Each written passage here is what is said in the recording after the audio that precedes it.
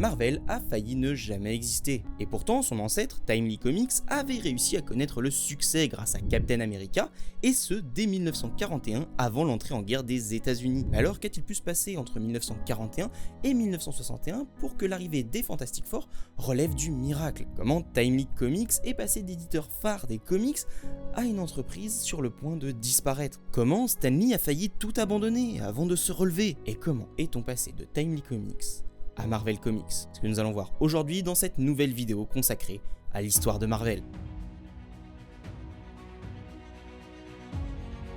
Et pour ceux qui ne l'auraient pas vu, petit rappel des faits importants de la précédente vidéo. À la fin des années 30, Martin Goodman est éditeur de Pulps, des petits récits qui paraissent chaque mois dans des genres très différents. Mais avec le succès d'Action Comics numéro 1 et de son héros phare, Superman, il se lance dans l'édition de Comic Books avec Marvel Comics numéro 1. Il tente beaucoup de choses, recrute des artistes et finit par avoir quelques titres assez vendeurs. Mais c'est quand Joe Simon et Jack Kirby lui proposent Captain America qu'il va connaître un véritable succès, et ce malgré une société qui est très divisée quant à la guerre en Europe. Seulement Martin Goodman aime beaucoup l'argent et il ne respecte pas le contrat qu'il avait passé avec les deux auteurs, ne leur versant pas les bénéfices auxquels ils avaient droit. Bien sûr, Joe Simon et Jack Kirby décident donc de quitter le navire, laissant Timely Publications sans éditeur en chef et sans directeur artistique. Et c'est là que le neveu de Martin Goodman, présent dans la société depuis une petite année, reprend les deux rôles.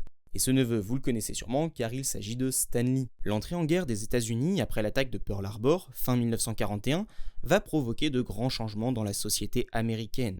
Beaucoup d'hommes partent faire la guerre et le reste de la société doit s'adapter à cette situation. Et pour Martin Goodman, propriétaire de Timely Publications, le travail ne va pas être simple. Stan Lee, qui avait pris la place administrative de Jack Kirby et Joe Simon, rejoint l'armée en 1942 et laisse un grand vide derrière lui. Et pas qu'administrativement d'ailleurs, car Jack Kirby et Joe Simon étaient de vrais bourreaux de travail, et quand ils sont partis, c'est Stan Lee qui avait récupéré la plupart des tâches qui leur étaient confiées. C'est pour ça que Stan Lee écrira énormément de récits à cette période, en les signant sous différents noms. Mais du coup, quand il part à l'armée moins d'un an après, il faut trouver quelqu'un d'autre pour le remplacer. À nouveau. Heureusement pour Martin Goodman, il a assez de fonds grâce aux résultats de vente de Captain America. Il va donc pouvoir travailler avec des studios externes et embaucher de nouveaux artistes qui feront très bien le travail et qui sauront s'adapter aux évolutions du marché. Car oui, en période de guerre, le marché des comics va énormément évoluer et je dois bien avouer que quand j'ai fait mes recherches, je m'attendais pas à une évolution aussi marquée. La guerre et les super-héros. Bon, la première évolution, elle, n'a rien de surprenant. Il s'agit de la mise en avant de couvertures qui jouent encore plus sur le sentiment patriotique. C'est déjà une manière de faire qui existait avant l'entrée en guerre, mais là, on franchit un cap. À partir de 1942, tous les titres de Timely se mettent au service de l'effort de guerre. The Human Torch, The Submariner, Young Allies, All Winner Squad, mais surtout Captain America. Toutes les couvertures rappellent que les USA sont en guerre, que l'Amérique est juste et que ses héros incarnent sa supériorité morale. Et cela fonctionne très bien, les comics se vendent par millions et l'armée envoie même des exemplaires aux soldats qui sont sur le front. Et gardez bien ce détail en tête car on va y revenir un peu après. A noter aussi que si, avant l'entrée en guerre, les Japonais ne sont pas ou peu représentés sur les couvertures, ils vont maintenant prendre plus de place et seront dessinés de manière très caricaturale. Ils sont l'ennemi qui a touché le plus durement les États-Unis et il n'est pas question de l'oublier ou de les ménager dans les récits. Et si les couvertures sont là pour renforcer le côté patriotique américain, il faut bien se rendre compte que dans les récits, eh bien c'est la même chose, avec parfois même des discours des protagonistes qui vantent les mérites de l'Amérique. Et faire passer un message avec aussi peu de nuances à de jeunes lecteurs au travers de leurs personnages préférés, eh bien ça s'appelle de la propagande. Alors certes, de la propagande qui est au service d'une bonne cause et qui ne vient pas directement du gouvernement mais de Timely Comics, mais malgré tout, ça reste de la propagande. Malgré tout, ce n'est pas la seule évolution qu'on aura durant la guerre, car si du côté des super-héros, on a effectivement une uniformisation pour parler de la guerre, eh bien, il n'y aura pas que ça dans le catalogue de Timely Comics qui va largement se diversifier. De nouveaux publics. Les super-héros sont à destination des jeunes garçons, notamment des adolescents. Mais Martin Goodman va observer que pendant la guerre, de nouveaux publics vont émerger. Et comme c'est un très bon commercial, il compte bien en profiter. Mais alors, quels sont ces nouveaux publics qui émergent? Eh bien à l'époque, Dell Publishing connaît le succès grâce à ses adaptations en comics des personnages de dessins animés Disney. Ici, le public n'est pas seulement les garçons adolescents, mais bien les enfants de tout âge et de tout sexe. Martin Goodman, fidèle à son habitude, va décider de copier ce qui marche le mieux, et va décider d'étendre ses activités dans le genre humoristique. Il fit d'abord éditer des comics avec des humains en protagonistes, mais face au succès de la concurrence, décida rapidement de s'attaquer également aux personnages animaliers à la manière de Walt Disney. Et c'est ainsi que fut par exemple créé Super Rabbit, un personnage important pour la maison d'édition et qui atteignait a priori presque la renommée de Captain America, même si c'était dans un genre complètement différent. Ces récits se vendent très bien et sont moins coûteux à produire, ce qui va amener Martin Goodman à vraiment exploiter le filon autant que possible. Mais Martin Goodman ne va pas se contenter de ce nouveau public, il va aussi essayer d'aller en chercher un nouveau, et il s'agit du public féminin. Timely Comics crée ainsi sa première héroïne féminine originale, Miss America en 1943, une version féminine de Captain America qui marcha si bien qu'elle eut son propre magazine. D'abord appelé Miss America Comics, il changea de nom et de direction avec Miss America Magazine. L'objectif de ce changement étant de parler a priori de ce qui intéressait les adolescents. Vêtements, maquillage, films, etc. Miss America Magazine se vend très bien, et en 1945, Timely commence à sortir de plus en plus de comics tournés vers le marché des adolescentes. Mais du coup, une question se pose, comment Timely Comics fait pour publier plus de comics qu'avant la guerre ? On est normalement à une période dans laquelle des hommes sont partis au front, la société a dû se réorganiser, on doit fournir armement, vêtements, médicaments, nourriture aux hommes qui sont sur le front. Il y a donc un effort qui est demandé de toute la société. Et c'est une situation qui n'est pas propice au divertissement. Alors comment une société qui est spécialisée dans le divertissement peut réussir à augmenter ses revenus ? La guerre, un âge d'or. Afin d'expliquer pourquoi la guerre a été un âge d'or pour les comics, il est important de se replacer dans le contexte de l'époque. Premièrement, les comics sont très abordables, ils sont produits sur du papier de très faible qualité, et les artistes sont très peu payés, à de rares exceptions. Ainsi, dans une période de rationnement, c'est l'un des rares produits culturels abordables. Ensuite, on en a parlé rapidement tout à l'heure, mais le gouvernement envoie des comics aux hommes sur le front pour les divertir, ou les occuper tout en permettant de renforcer l'idée qu'ils combattent pour une cause juste. Et ces stocks envoyés au front représentent pour les éditeurs qui en bénéficient des ventes régulières. Et Timely, avec ses comics super-héroïques, en fait bien évidemment partie. Du côté de ceux qui sont restés aux États-Unis, ils sont obligés de prendre la place des hommes qui sont partis travailler et ont donc une paye. Une très grande partie de celle-ci va alors payer les besoins de la famille, mais il arrive qu'une petite partie puisse être utilisée en divertissement. Et les adolescents et adolescentes qui travaillent vont alors utiliser ces quelques pièces dans l'achat de comics books. Et ce sont toutes ces raisons, ainsi que l'attrait d'un médium relativement récent et de genre inédit jusque-là, qui vont conduire à une explosion des comic books sur les étals, et notamment pour Timely qui arrive à bien se fournir en papier pour éditer ses titres. Mais cette croissance va amener un problème auquel Martin Goodman va devoir faire face. Elle repose sur un mode de production intensif et instable, vulnérable au moindre changement de goût ou de la société. Et ça, on va le constater dès la fin de la guerre, la fin des super-héros. Et forcément, ça va changer beaucoup de choses dans la société, et pour ce qui nous intéresse aujourd'hui, pour Timely Publication. Déjà, en conséquence positive, c'est le retour de certains artistes, et parmi eux, Stan Lee. Mais c'est à peu près tout, car les comics de super-héros se vendent de moins en moins bien, et même si cela avait commencé un peu avant la fin de la guerre, le phénomène va s'accroître. Le gouvernement n'a plus besoin d'envoyer de comics au front, et les hommes qui en reviennent n'achètent plus forcément de comic books. C'est donc une première grosse perte pour les éditeurs de comics. Mais ça a aussi une autre conséquence, c'est que les hommes, quand ils reviennent, reprennent leur travail, et les adolescents qui avaient pris leur place, doivent rentrer chez eux, n'ont plus de travail, et ont donc moins d'argent à dépenser dans des comic books. Et surtout, pour Timely, qui vendait pour moitié des titres super-héroïques, le plus dur à gérer sera le changement de ton recherché par les lecteurs. Les nouveaux genres à la mode étant les comics de crime, d'horreur, de western et de science-fiction. Le lectorat se fragmente. Chaque genre vise un public spécifique et Timely doit s'adapter. Stan Lee, par exemple, voyant que le lectorat féminin avait grandi, décide de lancer Miley the Model et d'autres comics de filles pour miser sur ce lectorat. Il essaye même de créer quelques super-héroïnes, mais cela ne prend pas, et les comics de super-héros laissent petit à petit leur place. Captain America, le personnage phare de Timely, connaissant même un arrêt de publication, et ce après plusieurs tentatives pour le relancer, et même un changement de nom de son magazine. Mais rien n'y fait, et Captain America, comme le genre super-héroïque chez Timely, finit par disparaître. C'est donc une ère qui se conclut, et cela va se symboliser par un changement de nom, Timely Comics passant sous le nom d'Atlas Comics. Atlas Comics. En 1951, Martin Goodman décide de gérer sa distribution de comics lui-même et Timely Comics devient Atlas Comics. Cette restructuration vise à regrouper tous les titres sous une marque unique et Martin Goodman, dans une logique de production de masse à bas coût, va produire beaucoup en copiant les magazines qui se vendent bien.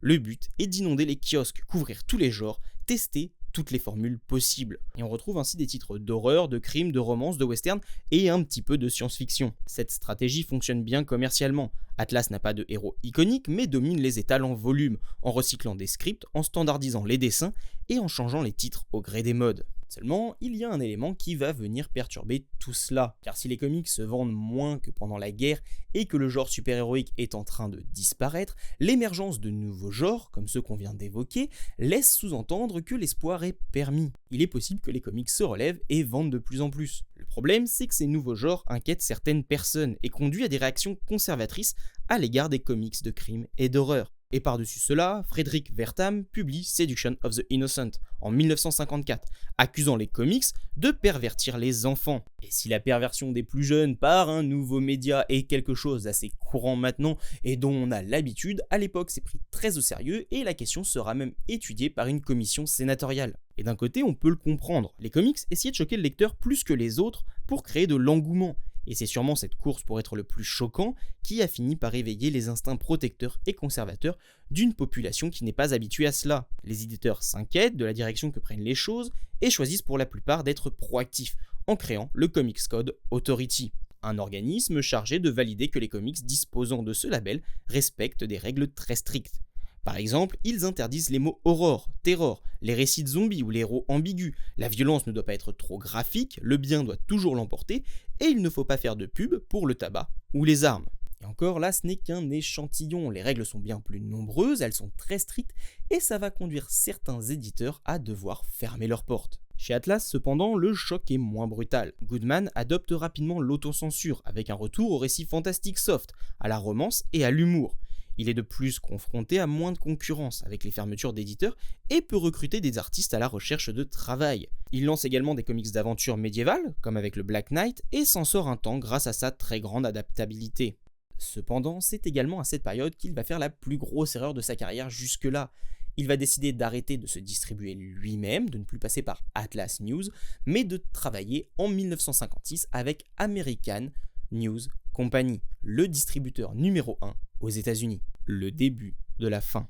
Martin Goodman ne le sait pas encore, mais l'American News Company est en très grande difficulté et certains clients sont en train de la quitter. Et c'est pourquoi le 17 mai 1957, après la perte de Dell Publishing, un très gros client, American News Company va décider de fermer sa division de distribution de périodiques. Le résultat est que Martin Goodman, qui avait énormément de stocks de comics prêts car il pouvait distribuer largement, se retrouve sans distributeur. Il négocie alors un accord avec Independent News, une propriété de DC Comics, qui lui impose une limite sévère. Seulement 16 titres, soit une réduction de 80% des titres publiés alors par Martin Goodman.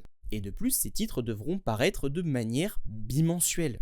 Il n'y aura donc que 8 titres par mois. Le but est d'éviter que Martin Goodman tente encore une fois d'inonder le marché comme il a l'habitude de le faire depuis ses débuts chez Timely Comics. L'autre conséquence, c'est que Martin Goodman ne peut plus payer autant de freelance. Et il y a donc 200 personnes que Stan Lee doit appeler pour leur dire qu'ils ont perdu leur job. Certains cherchent du travail chez les concurrents, tandis que d'autres quittent définitivement le milieu des comics. Stan Lee, rédacteur en chef, reste seul avec un gros stock d'histoires inédites qu'il réutilisera dans les années suivantes pour continuer à publier, et il écrira presque seul tous les contenus inédits. Enfin, pas exactement seul, car il reste quand même quelques freelances, et parmi eux, il y a Joe Manelli, un artiste qui est devenu l'ami de Stan Lee et qui connaîtra la mort en 1958 suite à un accident de train. Et cet événement marque un tournant pour Stan Lee. Il vient de perdre l'un de ses amis et il travaille dans une société mourante pour écrire des comics qui ne lui plaisent pas. Don Heck, dans une interview avec Will Murray, a déclaré que Stan Lee l'avait appelé immédiatement après la mort de Joe pour lui dire qu'il y avait du travail. Et comme c'est à peu près à la même période que Jack Kirby et Steve Ditko sont aussi revenus, on peut supposer que c'est également suite à la mort de Joe Manelli que ces appels ont été passés. De plus, Kirby écrit et dessine I Discover the Secret of the Flying Saucers dans Strange Worlds numéro 1, publié le même jour que la dernière histoire de Manelli. Dans une interview postérieure, Jack Kirby dit que lorsqu'il est revenu chez Atlas Comics, il a trouvé une société dans laquelle les meubles étaient en train d'être enlevés et un Stan Lee en pleurs. Il affirme alors avoir été un peu rude avec lui avoir dit de se remettre au travail et qu'il fallait tenter de nouvelles choses comme des comics de science-fiction, là où les teen comics et la fantasy étaient de moins en moins vendeurs. Mais peut-on vraiment croire Jack Kirby là-dessus? Eh bien, il faut prendre plusieurs choses en compte. Lorsque cette interview est sortie, il y avait beaucoup de conflits entre les deux auteurs, et une rancœur de Jack Kirby envers Stan Lee. Il est donc possible qu'il ait menti ou exagéré pour se donner le beau rôle, ou diminuer celui de Stan Lee. Par exemple, le fait que Stan Lee pleurait est peut-être vrai, mais il faut tenir compte qu'il venait de perdre un ami proche dans les jours précédant cette rencontre. Et pour ce qui est de l'orientation de la ligne des comics d'Atlas Comics, il y a deux scénarios possibles. Le premier scénario, c'est qu'une nouvelle ligne de SF était déjà en préparation avant la mort de Manelli, et que Strange Worlds, Tales to Astonish, Tales of Suspense était prêt à être lancé avec Kirby, Ditko et Manelli. Mais comme Manelli est mort avant de participer, c'est Donnech qui a été appelé pour le remplacer. Le deuxième scénario, c'est que l'éditeur est à bout de souffle, et en plus, Manelli meurt. Stan Lee est désemparé et appelle des personnes de confiance. Et c'est là que Kirby aurait proposé de repartir sur de la science-fiction, un genre que Martin Goodman n'apprécie pas trop et qui n'a jamais vraiment marché dans son catalogue. Cependant, Martin Goodman et Stan Lee acceptent car l'idée vient de Jack Kirby, quelqu'un qui a toujours su sentir venir les évolutions du marché. On pense ainsi à l'un des plus grands succès de super-héros de l'âge d'or, il a co-inventé le genre de la romance et a produit certaines des bandes dessinées de genre très bonne avec Skymaster ou Challenger of the Unknown. Mais du coup, impossible de savoir quel scénario parmi ces deux-là est le bon. Est-ce que la vérité ne se trouve peut-être pas au final entre les deux? En tout cas, il n'y a rien qui prouve de manière certaine que l'un des scénarios est à privilégier sur l'autre. Alors personnellement, je préfère le deuxième scénario car il s'appuie sur les dires de Jack Kirby et que les éléments concordent plus selon moi.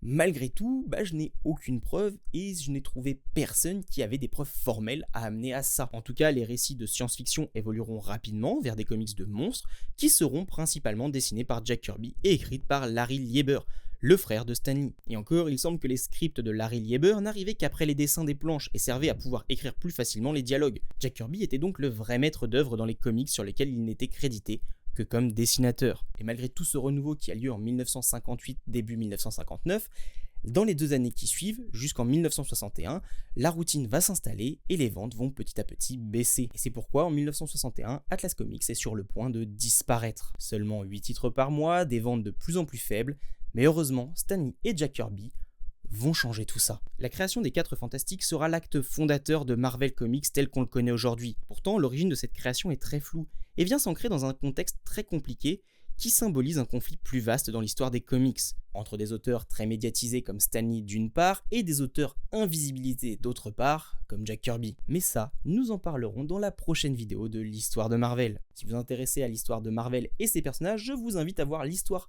de Wolverine que j'ai faite il y a quelques temps et qui prend place en 1963, soit 2 ans après l'arrivée des Fantastic Four. J'espère qu'elle vous plaira et je vous dis à bientôt pour une nouvelle vidéo.